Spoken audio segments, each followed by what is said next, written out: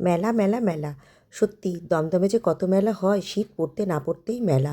দেখো, আজকে আমরা চলে এসেছি গোড়াবাজারের লিচু বাগানে। একটা মেলা হয়, এটা দমদম উৎসব নাম দিয়েছে।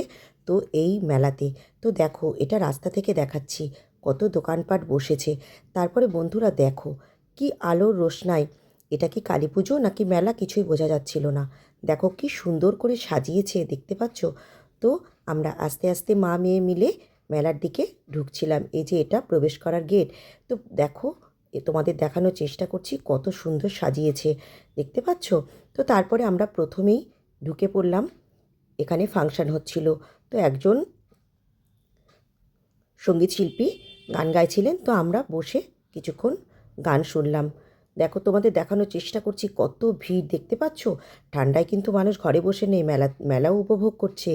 তারপরে আমরা কিছুক্ষণ বসে ওখান থেকে চলে আসলাম। এই যে দেখো, এখানে একটা সাঁওতাল দম্পতি দাঁড়িয়েছিল, স্ট্যাচু। এত সুন্দর লাগছিল, সবাই তাদের সাথে ছবি তুলছিল। আমিও আর বাদ যাই কেন। তারপরে চলে আসলাম খাবার স্টলগুলোতে। তো দেখো, এটা হলো ডিমের ডেভিল। খাবো না ভেবেই গিয়েছিলাম, কিন্তু দেখে আর লোভ সামলাতে পারলাম না। তাই একটা একটা করে কিনে মা মেয়ে দুজনে মিলে খেলাম। আর এটা চিকেনের একটা আইটেম।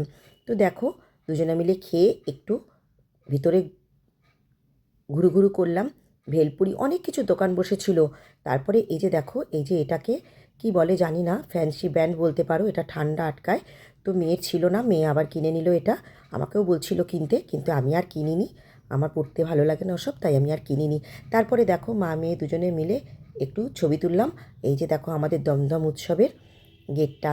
তারপরে বাড়ি চলে আসলাম। কেমন লাগলো আমাদের দমদম উৎসব তোমাদের জানিও।